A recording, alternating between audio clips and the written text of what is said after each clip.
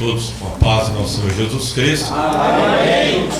Primeiramente eu quero agradecer aos irmãos que oraram em meu favor. Uns dias atrás aí fui acometido de uma infecção renal crônica grave. O que eu posso explicar para os irmãos em rápidas palavras é que o meu rim parou totalmente devido à infecção e ao teor da ureia e creatinina que estava no sangue. Eu tenho os exames, era para mim ser um óbito. Eu dei entrada ao 24 horas ali, estava conversando, andando praticamente, mas meu coração eu sentia, batia 3 vezes, parava, 3 vezes parava, 3 vezes parava, e eu falei para o médico, até brincando, eu falei: ô doutor, eu sinto meu coração dar 3 batidinhos e para. E o doutor, assustado ali, já me internou, e ao constatar os exames disse que eu estava tendo falência múltipla dos órgãos, que é óbito. Mas eu estou aqui porque Jesus é Deus. Ele é a ressurreição e a vida, amém, irmãos? Os médicos ali, fiquei internado 7 dias, uma equipe de nefrologistas que são responsáveis pelos rins, eles tratando, cuidando, conversando, porque meu rim voltou a funcionar novamente. E quem tem problema renal ou que tem sistema de rim crônico sabe que o rim vai parando. Parou, ou hemodiálise, ou diálise, ou caixinha. Não tem retorno ou transplante. Mas existia um povo que estava clamando por nós. E Deus atendeu e ouviu, e Deus tem promessas ainda na minha vida. E eu vou vivenciar cada uma em nome de Jesus Cristo. O pastor Valdecir falou que vai viver 120 anos. Eu não estou junto com ele lá também. Não está junto. Irmãos, o tempo é rápido. Deus tem nos abençoado, temos feito essa viagem preparada por Deus. Nós estamos orando, Deus faz o conduzindo. Passamos ali em Sertaneja, vemos o pastor Manassés, os irmãos, e em tudo na direção de Deus. Deus tem aberto portas na obra geral para todos os obreiros. Nós temos observado, todos os obreiros têm feito novas atividades que antigamente não se fazia. Não porque não se queria, mas é porque parecia que não era tempo, não era ocasião. O pastor aqui, o pastor Rui, testificou que ele está ministrando as pessoas que estão ali no mundo do crime. Tem outros pastores que estão trabalhando em hospitais. E pela graça de Deus, pela misericórdia de Deus, eu não faço propaganda, não faço nada. Nem sequer eu tenho. Pessoal, você tem um cartão de convite? Não. Muitas igrejas, irmãos, nesse Brasil, lugares, Goiás, que eu nunca imaginava ir, Rio de Janeiro, região lá de Petrópolis, tem descoberto o nosso nome, não sei como, tem mandado convite para nós estarmos ali falando desta grande obra em nome de Jesus. De chegar, você não conhece ninguém, você não faz a mínima ideia, e as pessoas por estarem perguntando, conversando e até ministrando a palavra. E uma das coisas que a gente pode se alegrar muito o coração é que antes de eu existir, e muitos de nós aqui, Deus tem falado que essa obra vai ser conhecida e vai de cidade em cidade, estado em estado. E Deus tem falado que aonde tiver uma semente dessa obra, ali ela vai crescer. Então Deus está usando, eu creio aqui num presídio, por exemplo, nem todos os que estão presos ali são de Bandeirantes, são da região. Tem uma semente sendo plantada ali em nome de Jesus. Em outra região, assim, a semente está sendo plantada, e quem rega é o Espírito Santo de Deus. Por isso os mais novos se coloquem. A obra precisa de você. Os mais velhos continuam firmes. Vocês têm sido coluna desta obra. E todos que Deus venha continuar usando para a glória de Deus. Amém, irmãos? Irmãos, eu quero ler aqui. Eu estava sentado ali, aí me deu um texto na cabeça e rapidinho eu fiz umas marcações. Aqui está tudo bagunçado, mas Neemias capítulo 3, versículo 20. E que o Espírito Santo possa falar pelos meus lábios para a sua vida. Amém. Se eu puder acrescentar um pouquinho da sua fé, já vou sair daqui abençoado e feliz em nome de Jesus. Nós ouvimos palavras sobre família, santificação, sobre coração. O que eu acho bonito é isso, irmãos. A multiforme graça de Deus em estar usando, em estar falando com o seu povo. Muitas pessoas, os irmãos podem estar sentados assim pensando, os ungidos estão ali, cada um vai ter uma oportunidade. O que vai pregar? O que eu vou falar? Se eu tiver oportunidade, o que eu vou falar? Não precisa esquentar com isso. Não. Se preocupe em estar conectado com Ele. Eu vou procurar usar a linguagem moderna. Conheça o Wi-Fi de Jesus.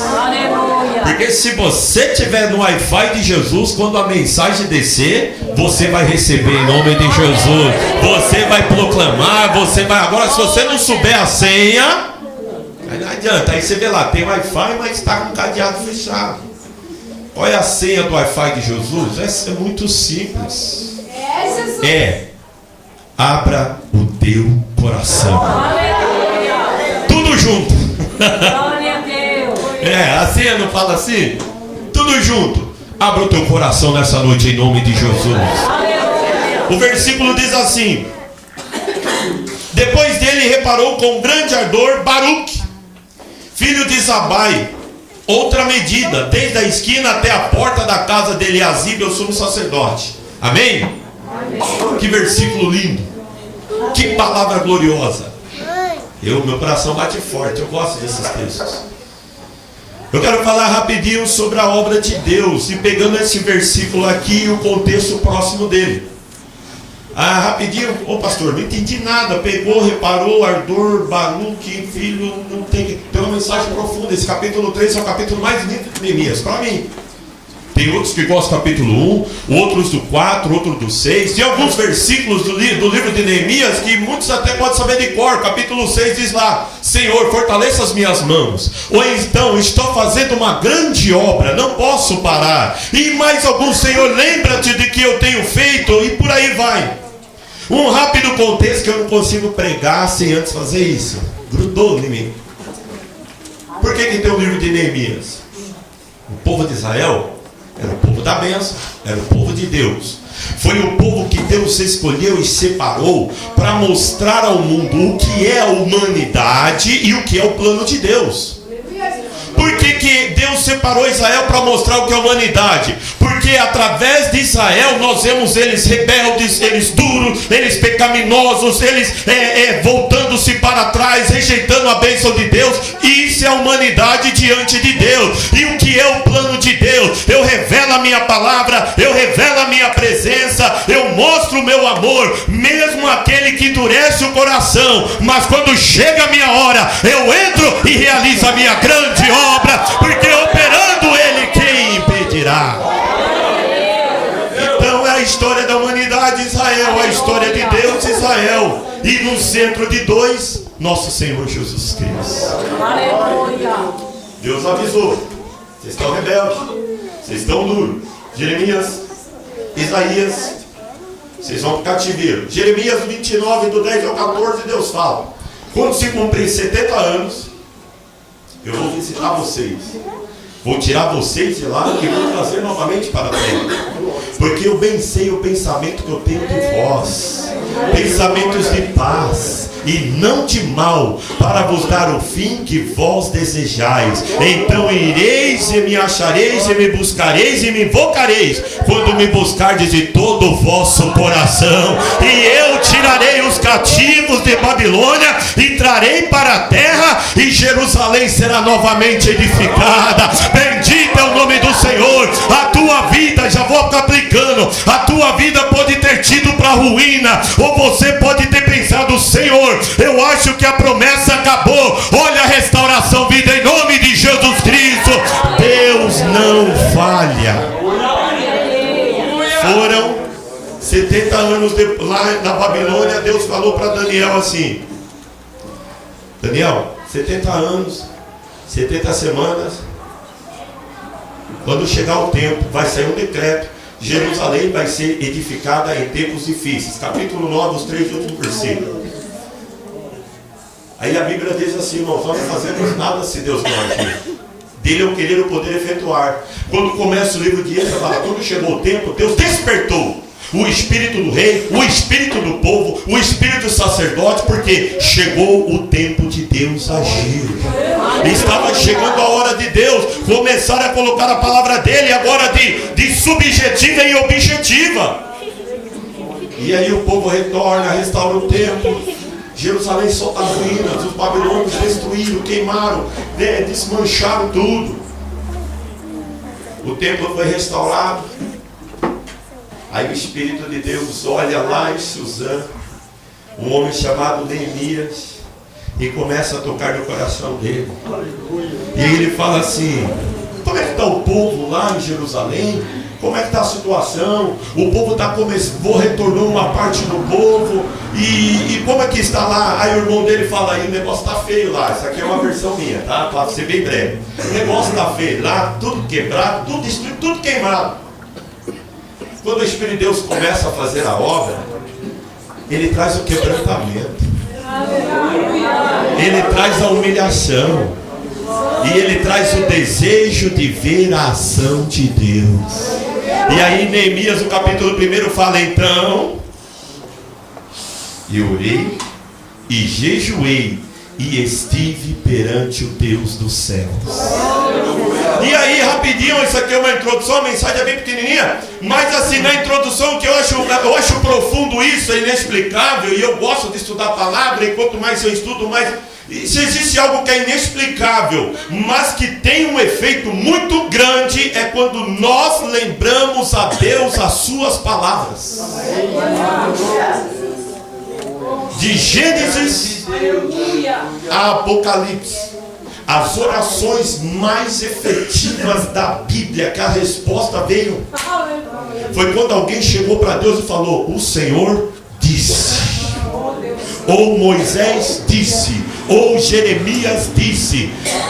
Por que o livro de Salmos é o livro mais gostoso de se ler? Porque Salmos é toda a Bíblia resumida. Ali está em paráfrase, está em alusões, sempre citando a história de Israel na Bíblia. Então, irmão, irmã, não adianta você chegar com uma listinha diante de Deus. Ele está te ouvindo? Lógico que ele está te ouvindo, mas isso daí não surte efeito. Mas entra na presença de Deus e fala, Senhor, o Senhor falou. Deus já olha para você e fala, já estou começando a encontrar fé. E quem crê, alcança a resposta. Quem crê, obtém a ação de Deus. Quem crê aqui nessa noite, então que Deus comece a restaurar na tua vida lembranças e promessas.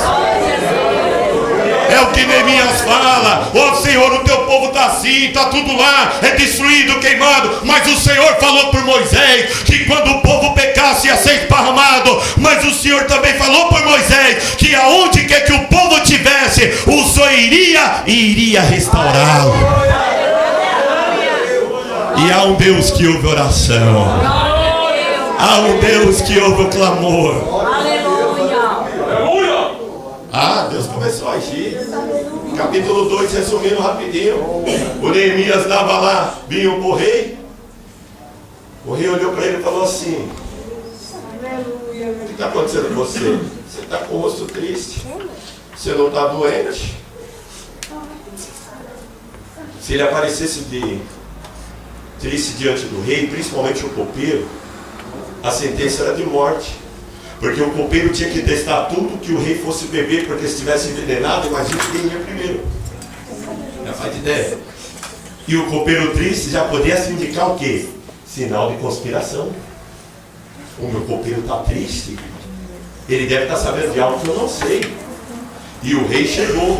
Só que quem está na presença de Deus, quem está andando com Deus, ele alcança sabedoria de Deus. Aleluia. Ele fala assim, rei, como eu não poderia estar triste? Ele não falou Jerusalém. Ele falou, a cidade do sepulcro dos meus pais está destruída e os muros queimados. Os muros derribados e as portas queimadas. Todo persa, iraniano hoje, ou os árabes, judeus incluídos, uma das coisas que eles têm mais respeito é pelos mortos. Porque a tradição deles é que a quem honra os mortos vai ter vida prolongada. vai ser bem sucedido. Isso daí é uma tradição deles, porque se você não honrar os mortos, eles podem trazer maldições. Por isso que eles têm tanto zelo, tanto valor pelos sepulcros e também pela cerimônia do sepultamento. Quando o rei ouviu isso aí, o rei falou: opa, eu sou rei, e o meu copeiro, a família, a descendência, a linhagem dele está desonrada, porque a cidade do pai dele está tudo destruída. O que você quer, Neemias? Quem está ligado com Deus não precisa falar muito com Deus. A Bíblia fala que Neemias, no versículo, diz assim: e então orei e disse ao rei. Quem tem essa comunhão com Deus, a conexão é tão grande que a resposta vem: olha, rei, eu preciso de madeira, eu preciso de pessoas para trabalhar, preciso de autorização. E a Bíblia diz que o rei o concedeu conforme a boa mão de Deus sobre Neemias. Quer dizer, na língua portuguesa, o rei fez tudo que o Espírito e a vontade de Deus queria. É o que Deus tem para você nessa noite, a partir de hoje, em nome de Jesus Cristo. Você pensa que tudo foi para a ruína, você perdeu tudo. Senhor, olha o tanto que eu tinha, olha tudo que eu tinha adquirido. Hoje eu não tenho nem 10%, mas a mão de Deus está sobre a sua vida. Deixa eu correr. A Neemias vai, chega em Jerusalém, vê tudo e entra no texto que eu li. Acabou a introdução. Entra no texto, Jerusalém queimada, as portas ali, e ele reúne o povo e vamos começar a trabalhar, vamos colocar a mão em obra, vamos restaurar esses muros. E começam a trabalhar.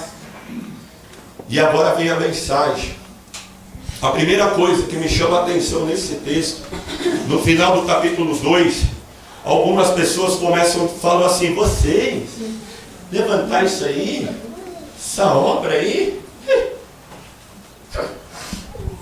Eles fazem essa declaração, capítulo 2, versículo 20. Então lhe respondi e disse: o Deus dos céus é o que nos fará prosperar. Amém. E nós, seus servos, levantaremos e edificaremos. Quem crê nessa promessa? O primeiro ponto que você vai ver no capítulo 3 era que a obra era grande, a obra era extensa, a obra era difícil, a obra era praticamente quase impossível, porque são pedras de toneladas, são pedras grandes, pedras que tinham sido queimadas, precisavam ser substituídas, outras precisavam ser colocadas no lugar. E agora Neemias tinha um grupo de pessoas que não tinha capacidade nenhuma para fazer aquilo. 7 grupos de pessoas: sumos sacerdotes, boticário ou perfumistas, ourives, mercadores, mulheres e levitas. Quem é pedreiro? Quem é mestre de obra? Ninguém. E a obra era extensa, grande e quase impossível. Vou pegar o pastor Rubens e o pastor Manassés. O que você é? A ourive? O que você entende de colocar pedra no lugar? E o senhor, perfumista? Você entende de perfume. O que você entende de fazer o nível? Mas quando nós estamos sendo trabalhados por Deus e a mão de Deus está sobre nós, Deus nos faz prosperar, Deus levanta o homem, Deus capacita o homem, Deus usa a vida do homem. O que eles falaram? Não é nós, é o Deus dos céus que nos fará levantar. Nós só vamos agir na presença de Deus. Aqui começa a história dessa obra. Deus não chamou capacitado, Deus não chamou sábio, Deus não chamou rico, mas Deus chamou a sua vida para edificar essa grande obra, para ser usado por Deus e para fazer algo grande que vai marcar essa história. Não, mas nós precisamos levantar os muros, nós precisamos de engenheiros, nós precisamos de construtores, lapidadores de pedra, nós precisamos da presença de Deus. Nós precisamos de Deus conosco. Isso não significa relaxamento. Se Deus capacita, se Deus vai fazer tudo, então bendito é o nome do Senhor. Você é preguiçoso. Eu não fui chamado. Eu não tenho essa capacidade. Mas já que Deus me chamou, me colocou aqui, eu vou colocar nas mãos dele, para que ele me dê habilidade e aperfeiçoe, para que ele me capacite, para que na hora H, no momento certo, pelo menos uma noção eu tenho. Isso serve para jovem, para nós obreiros, para todos nós que estamos aqui. Olha, quem toca não caiu do céu tocar. Ah, mas eu sei tocar de ouvido, mas se existe nota, vai melhorando, porque é para a glória de Deus, é para o nome do Senhor. Quem prega, na hora Deus vai me dar palavra. Preguiçoso, lê, medita, estuda, e na hora o Espírito usa com a graça e com a unção, mas se coloque na presença de Deus. E só para terminar esse ponto, não coloque desculpa. Aí eu entendo de perfume, sou perfumista. A minha mão, eu preciso da narina afiada. A minha mão tem que ser delicada, tem que trabalhar com óleos, com pétalas. Não, Deus me chamou para levantar pedras. Eis-me aqui, Senhor. Eu sou Uribe. Eu preciso ter os dedos maleáveis para estar trabalhando com ouro, tecendo fios de ouro. Se eu pegar no batente, pastor, vai endurecer minha mão, vai criar calo, eu vou perder a sensibilidade. Deus é comigo. Aí eu sou um sacerdote. A minha função é orar. Eu oferecer os sacrifícios e dar bênção ao povo. Mas ele foi o primeiro a colocar a mão na massa. O versículo 1 diz: e se levantou o sumo sacerdote Eliasibe. Aí o sacerdote acompanhou, os levitas acompanhou. E as mulheres? Isso aqui é forte. Tem um homem, está no versículo 12, que é ele e as filhas dele. Ele não tinha filho, mas as filhas dele falaram assim: pai, nós vamos aí, conta com a gente, vamos levar pedra, vamos fazer massa. O que eu aprendo através das mulheres? Que na obra de Deus há lugar para todo mundo. Há lugar para todo mundo. Há lugar para todos. Aí a segunda coisa que me chama, a primeira coisa, são 7 classes de pessoas totalmente incapazes, mas que foram capacitadas por Deus para fazer uma grande obra. Nós somos chamados para fazer parte dessa obra. Amém? A segunda coisa que me chamou a atenção é o texto que eu li aqui, que é o único homem que aparece a palavra grande ardor. Algumas versões traz com zelo. Isso daqui não está falando de força, nem está falando de sentimento, de emoção. E esse homem, quando Neemias estava registrando o seu livro, o seu diário, ele lembrou das 7 classes de pessoas e lembrou: olha, o Baruque, olha que nome bonito. Baruque é um trabalhar da palavra Baraque. Baruque, não entendi nada, pastor. Baraque significa falar bem, dizer, que é traduzido na nossa Bíblia como bênção. Então, quando Deus abençoa uma pessoa, significa no original que Deus falou bem. E quando toda a palavra que sai da boca de Deus não volta vazia. E tudo que Deus fala é bom, é perfeito e permanece para todo sempre. Quem é os Baruque dessa noite? Glorifica a Deus. Você é abençoado, você é agraciado pelo Deus vivo e verdadeiro. Baruque colocou a mão na massa e começou a trabalhar no muro ali com zelo, com amor, com aquela energia, com aquele ânimo. Irmão, a pior coisa para um pastor, agora falar em nome dos pastores, hoje está todo mundo alegre, bendito é o nome do Senhor. Oh, glória a Deus. Mas daí vai vir terça, quarta, quinta, não vai ter mais uma 90% do rosto está aqui. Aí vem aquelas caras, né? Vamos cantar o hino. Nós abrimos esse culto. Cadê o zelo? Cadê o amor? Cadê o fervor? É que nós nos apegamos ao que é passageiro e nos esquecemos do que é eterno.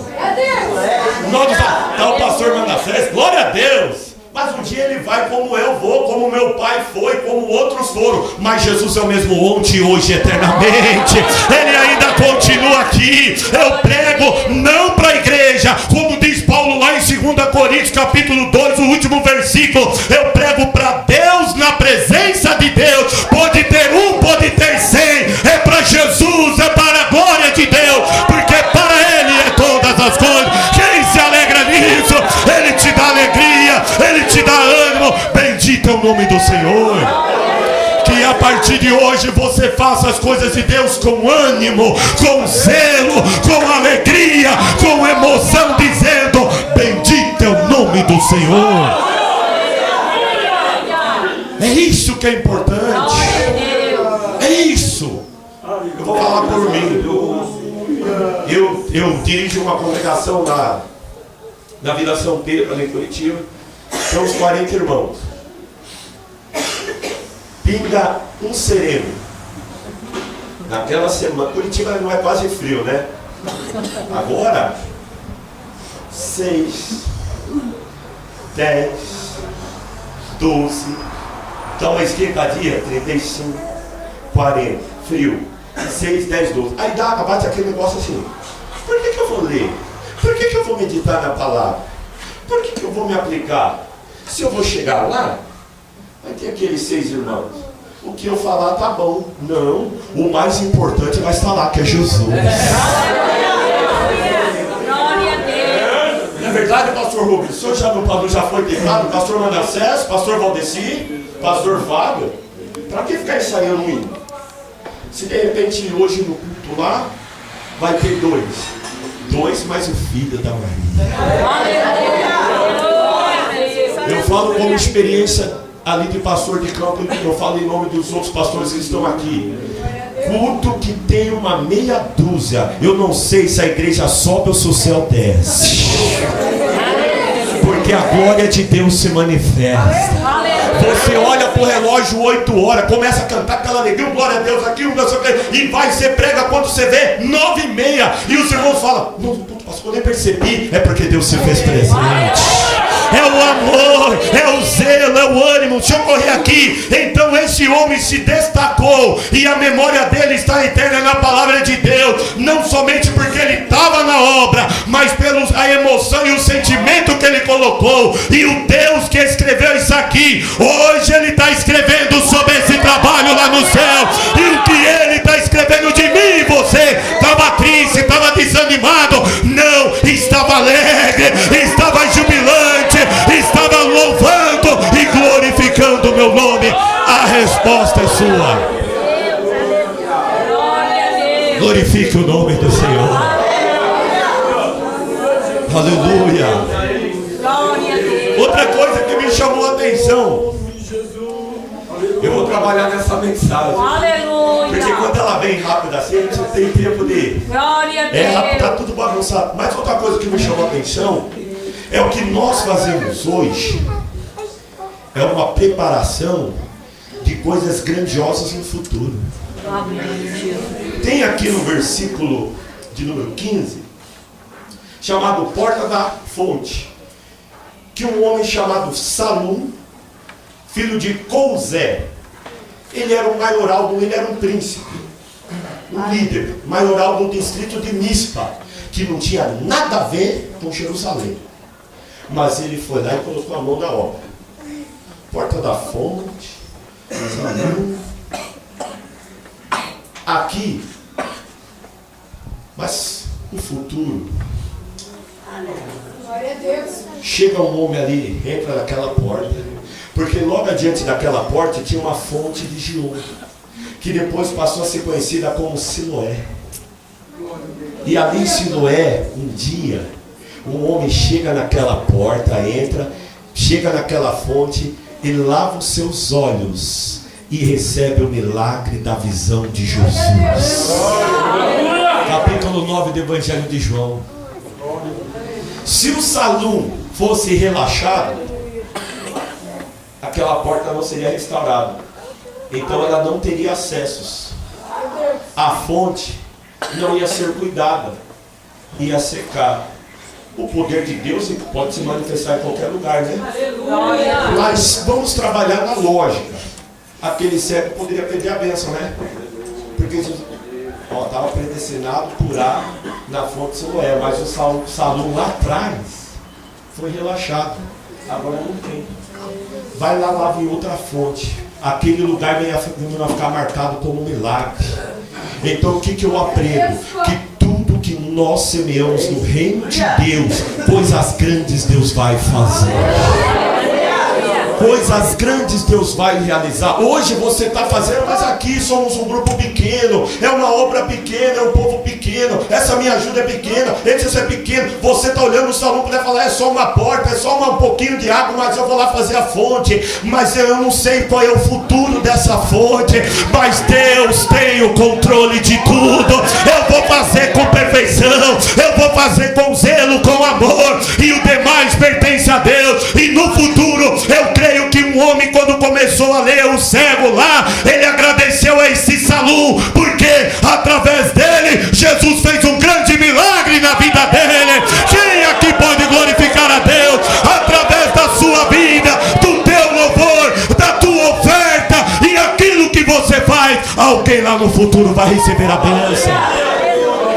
Uma família vai ser alcançada. Todos nós aqui fomos alcançados por alguém, que foi alcançado por alguém, que por outro alguém, que eu não faço a mínima ideia, mas Jesus faz. A minha avó e meu avô eram pobres, que o pastor João estava contando, pastor Antônio, perdão, estava contando que morava lá para baixo de 7 quilômetros. Mas alguém saiu do Paraná, não foi, pastor, que você contou? Nesse meio de matão, para ir lá edificar a fonte da esperança. Não ganhou somente a minha avó e meu avô, ganhou outros que estão aqui glorificando o nome de Jesus. Olha que coisa maravilhosa, irmãos. Eles estão descansando. Quem ganhou de repente está descansando. E hoje eu estou aqui. Amanhã vai estar meus filhos. Tudo porque alguém fez a obra de Deus com zelo, com amor. Ele não olhou a dificuldade, ele não olhou a sua incapacidade, mas ele falou: o Deus dos céus nos fará prosperar, e nós, os seus servos, nos colocaremos em sua presença. Mais um ponto. No versículo 5 fala que os nobres não quiseram pôr a mão na obra. Tem um grupo assim no capítulo 3, fala isso. Então você saia daqui consciente. Isso aqui é rapidinho. Na obra de Deus vai ter os que vão fazer com zelo, com amor, e vai ter aqueles que, além de estar no meio, não vai querer fazer absolutamente nada, só dar palpite e atrapalhar. Mas não foram eles que te chamaram, foi Jesus da Nazaré, foi o Deus de Israel. Aqui fala, os nobres não quiseram pôr a mão na obra. Essa é a memória deles diante de Deus. Esse é o nome deles, eu não sei. Não fala, né, pastor? Porque quem não se coloca, quem não quer fazer as coisas de Deus, nem o nome dele Deus quer esquentar a cabeça para lembrar. Mas aquele que se coloca, pode ser simples, humilde, Deus chama pelo nome. O meu nome Deus conhece. De quem mais levanta a sua mão e glorifica a Deus. E olha só, o teu nome é tão marcante que Deus vai te dar uma pedrinha branca escrita um nome especial lá no céu para a sua vida. Como os nobres não quiseram, você pensa que Deus, ixi, agora Deus não esquenta a cabeça, não. O versículo 7 e 26 fala que Gibeonita e Netineus colocaram a mão na obra.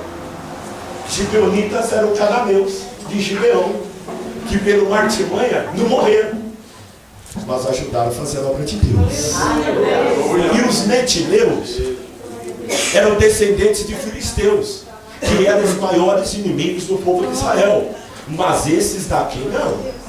E está registrado aqui no versículo 7 e 26 que eles colocaram a mão na obra para edificar o muro. Então eu aprendo que se você não quer, Deus traz dois e coloca no seu lugar. Mas a obra de Deus não para. Então que você possa dizer: eis Eis-me aqui, Senhor. Eis-me aqui, ó Deus.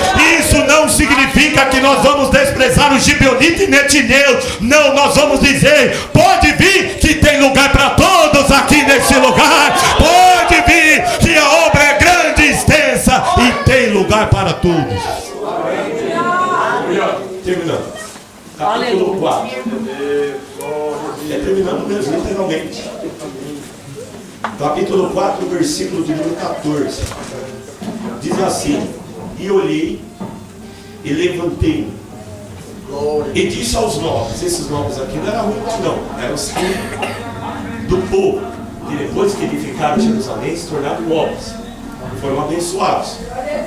Aos magistrados e ao restante do povo: não os temais, lembrai-vos do Senhor vosso Deus, grande e terrível, e pelejai pelos vossos irmãos, vossos filhos, vossas mulheres e vossas casas. Não tenha medo de se colocar na presença de Deus. Lembre-se do Senhor. Trabalhe com a tua memória. Eu não sei quem foi que falou sobre memória aqui, mas eu vou acrescentar em cima, porque foi falado, não precisa repetir. Lembre-se do que Deus tem feito. Ah, mas Deus não fez nada. Lê a Bíblia que você vai ter uma boa memória. Lembre e peleje. Sabe por quê? Concluindo a mensagem, a extensão do muro eu acho bonito. O Neemias pegou os 7 classes lá, sumos sacerdotes, sacerdotes, escravos, olivos, mercadores, mulheres, levitas. Ele não esparramou o povo. A responsabilidade era cada um edificar o muro e as portas de frente à sua casa. Era na frente da sua casa. Pegava da casa aqui, eu moro aqui, ia até aqui. Daqui era a casa do pastor Natanael lá, pegava de lá para lá, e assim sucessivamente. Como a primeira palavra nessa noite, onde começa o milagre? Na minha casa. Aleluia. Quem crê neste milagre? Ele não precisa, eu não vou precisar edificar a casa do pastor Manassés, nem a do pastor Antônio, porque Deus vai capacitar ele, Deus vai abençoar, Deus vai prosperar ele, e ele e a casa dele será uma bênção nas mãos do Senhor. Vai levantar os muros, vai colocar as portas. Para que é o muro? Proteção, segurança, demarcação de território. Demarque os muros na tua vida nessa noite. Aqui só entra a presença de Deus, a bênção de Deus, a graça de Deus, e da minha casa e da minha vida, fora Satanás e o mundo com as suas tentações. E que a porta da tua casa,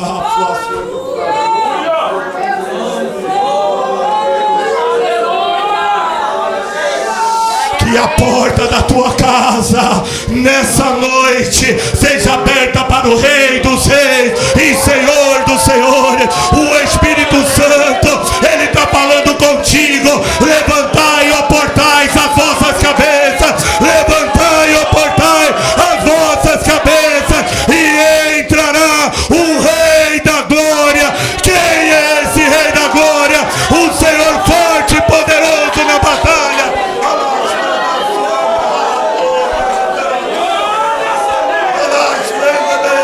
Levantai, ó portais, as vossas cabeças. Levantai, ó portais eternos, e entrará o Rei da Glória. Quem é esse Rei da Glória? O Senhor dos Exércitos. Ele é o Rei da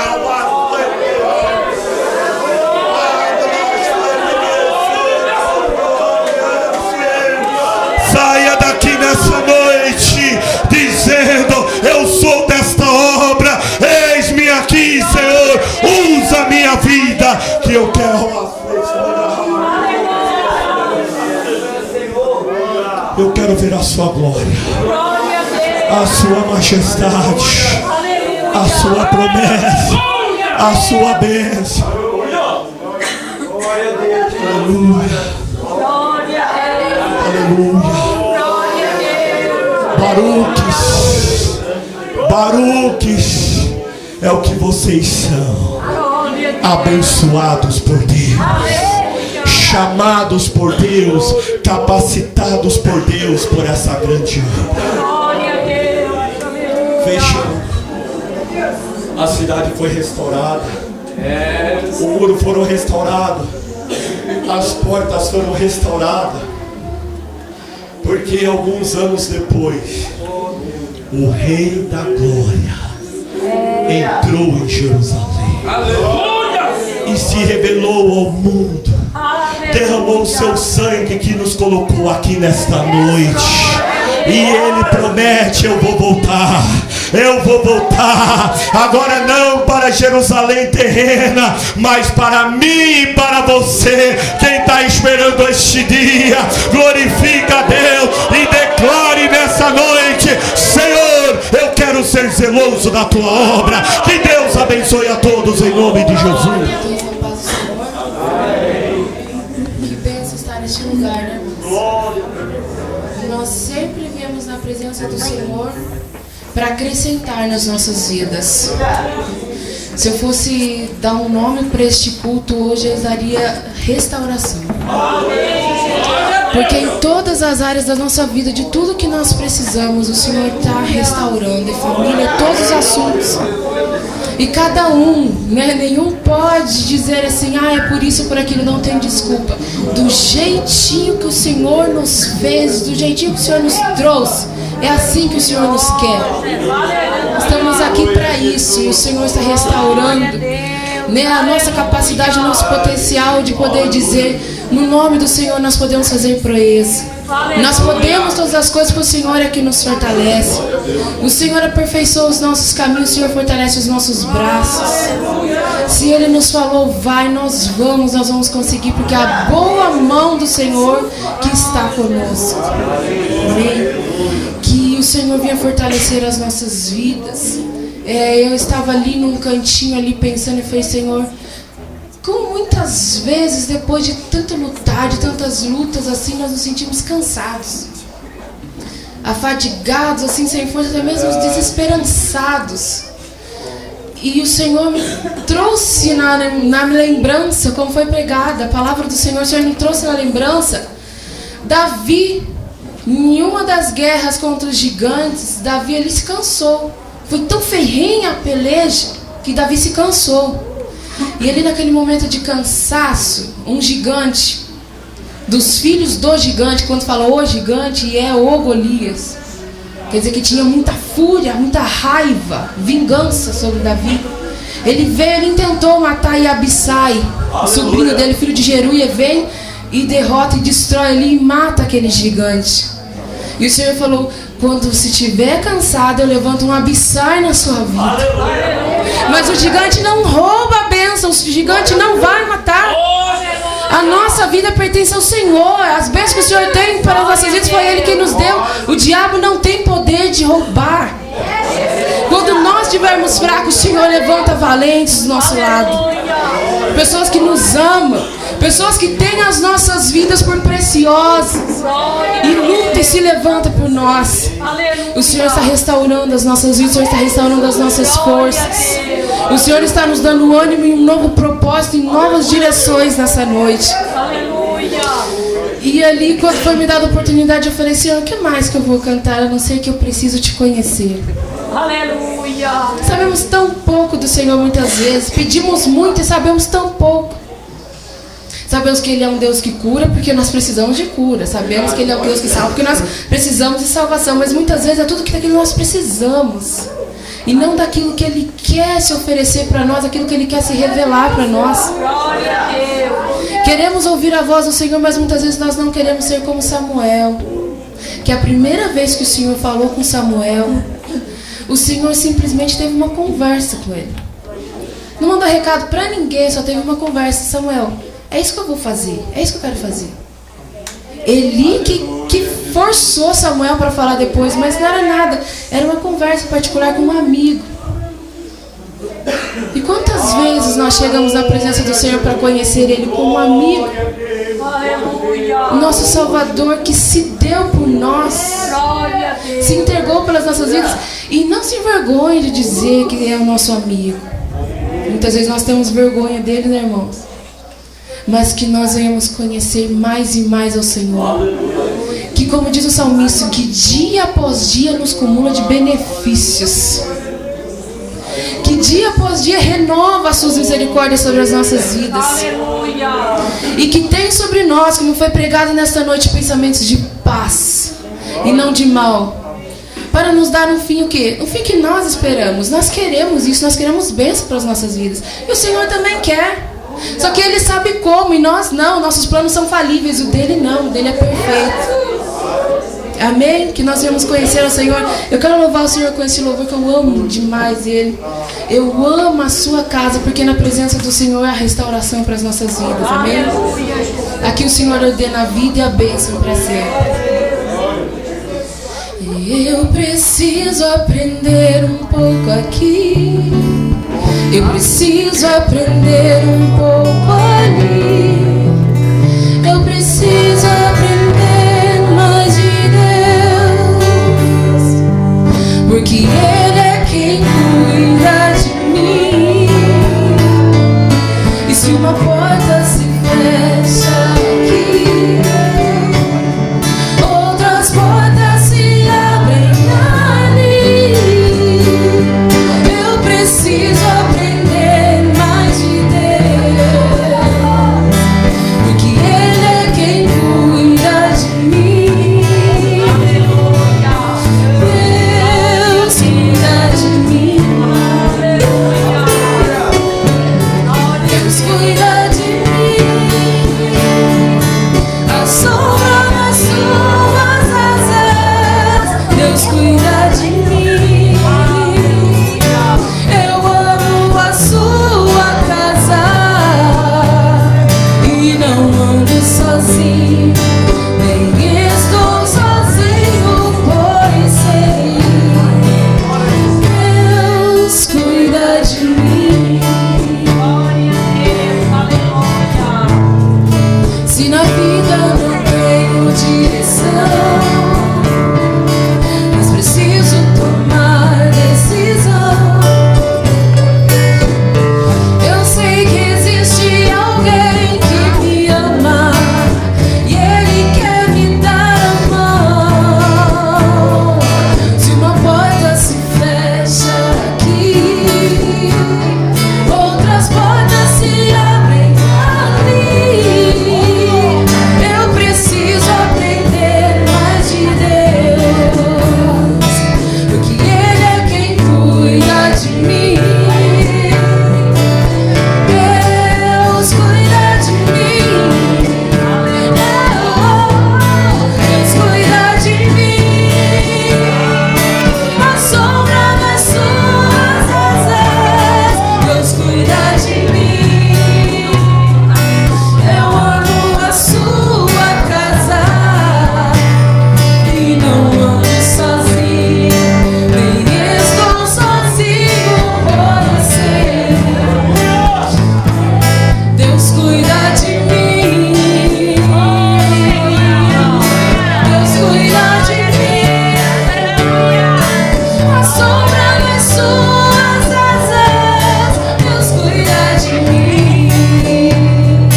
Eu amo a sua casa e não ando sozinho, nem estou sozinho, pois sei, Deus cuida de mim. Deus cuida de mim. Deus cuida de mim.